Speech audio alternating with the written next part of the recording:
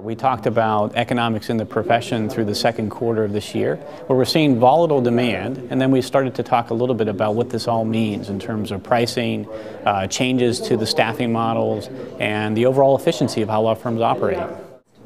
Well, there's a couple of themes. One is that the legal industry has actually hung in there pretty well through the recession, but through cost cutting. And so as a result, the next wave of thinking arguably is going to be how to grow the top line for law firms. And secondly, the overall efficiency and how law firms need to operate perhaps differently in the next 5 to 10 years compared to the way they've operated over the past decade.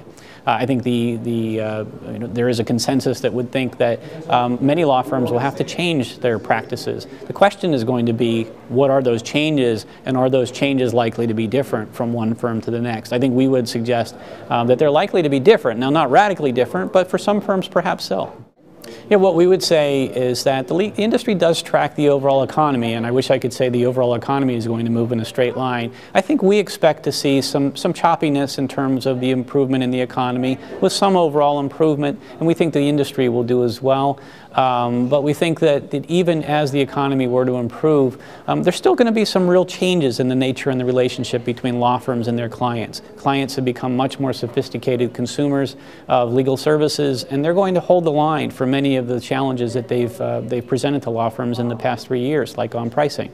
So those things are still going to stay with us, overall recovery or not. I think there's no question that the consumers of legal services are much more sophisticated today than they were 10 years ago, and arguably 5 years ago, and they will use that level of sophistication to better choose which providers they're going to work with, as well as the kind of services that they really want. Some of them will perhaps bring some of that work more so in-house than they have in the past as well. So it's not just a function of what are the demand patterns for law firms, but what is the overall set of legal work that's being done both in-house as well as through outside services.